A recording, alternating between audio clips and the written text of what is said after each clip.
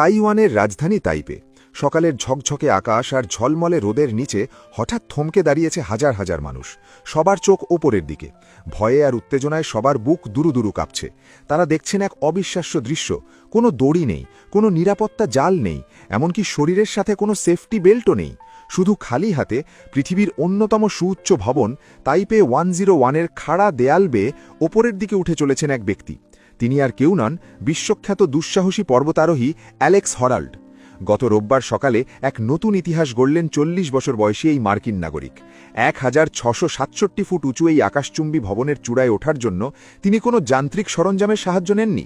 তার সাথে ছিল কেবল এক ব্যাগ চক পাউডার, যা তিনি হাতে মাখছিলেন যাতে ঘামে হাত পিচ্ছিল না হয়ে যায়। একটু ভুল মানেই অবধারিত মৃত্যু।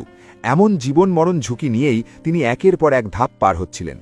নিচে দাঁড়িয়ে থাকা ভক্ত আর উৎসুক জনতার 92 মিনিটের রুদ্ধশ্বাস অপেক্ষার অবসান ঘটিয়ে সকাল 10:43 তিনি ভবনের চূড়ায় পৌঁছান। যখন তিনি একেবারে ওপরে পা রাখলেন, তখন নিচে থাকা হাজার হাজার মানুষের করতালি আর উল্লাসে প্রকম্পিত হয়ে ওঠে পুরো এলাকা। ভবনের চূড়ায় উঠে এক সংবাদ সম্মেলনে হনল্ড তার অনুভূতির কথা জানান। তিনি বলেন, এটা সত্যিই ভাষায় প্রকাশ করার মতো নয়। অনেক দিন এই আনন্দ আমার ভেতরে থাকবে। কোনো কাজ করার আগে আপনার মনে হবে এটা অসম্ভব, কিন্তু যখন আপনি সত্যিই তা করে ফেলবেন, সেই অনুভূতিটা হয় একদম অন্যরকম। অ্যালেক্স হনল্ড প্রায় 2 দশক ধরে পর্বতারোহীদের জগতে এক পরিচিত নাম, কিন্তু তার বিশ্বজুড়ে খ্যাতি আসে 2017 সালে। সেবার তিনি আমেরিকার ক্যালিফোর্নিয়ার ইয়োসেমিটি ন্যাশনাল পার্কের বিখ্যাত এল ক্যাপিটান নামক বিশালাকার পাহাড়ের দেওয়াল দড়ি ছাড়াই বেয়ে উঠেছিলেন। তার সেই অভাবনীয় অভিযানের ওপর ভিত্তি করে নির্মিত তথ্যচিত্র ফ্রি সোলো অস্কারের মতো বড় পুরস্কারও জিতেছে। তবে তাইপে 101 ভবনটি বেয়ে ওঠার পরিকল্পনা তার মনে ছিল প্রায় 10 বছর ধরে।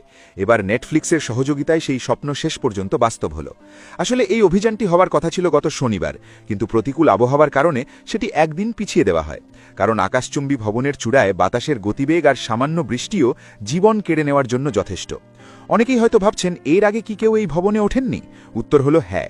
2004 সালে আলা রবার্ট নামে এক ফরাসি পর্বতারোহী এই তাইপে 101 ভবনটি বেয়ে উঠেছিলেন। তবে পার্থক্য হল তিনি নিরাপত্তার জন্য রশি ব্যবহার করেছিলেন। আর হনল্ডের বিশেষত্ব হল তিনি রশি ছাড়াই সম্পূর্ণ ফ্রি বা মুক্তভাবে এই অসম্ভবকে সম্ভব করেছেন। অনেকেই হয়তো প্রশ্ন করেন, কেন মানুষ এমন ঝুঁকি নিয়ে মৃত্যুযাত্রায় সামিল হয়? হনল্ডের মতো মানুষের কাছে এর উত্তর হল নিজের ক্ষমতার সীমানাকে জয় করা। যখন মানুষ তার সমস্ত শক্তি আর মনের একাগ্রতাকে এক বিন্দুতে নিয়ে আসে, তখন কোনো বাধাই আর বাধা থাকে না। 101 তলা ভবনের কাঁচের দেওয়ালে নিজের আঙুলের ছাপ রেখে তিনি এটাই প্রমাণ করলেন যে মানুষের ইচ্ছাশক্তির কাছে পাহাড় কিংবা আকাশচুম্বী ভবন সবই তুচ্ছ। তার এই শ্বাসরুদ্ধকর অভিযানের গল্প আগামী অনেক দিন মানুষের মুখে মুখে ফিরবে। যারা স্বপ্ন দেখতে ভয় পায়, হনল্ডের এই 92 মিনিটের লড়াই তাদের মনে নতুন করে সাহস যোগাবে। জীবন যে কেবল বেঁচে থাকা নয়, বরং প্রতিকূলতাকে জয় করে উপরে ওঠার নাম। তাইপে 101-এর চূড়ায় দাঁড়িয়ে তিনি যেন পৃথিবীকে সেই বার্তাই দিলেন।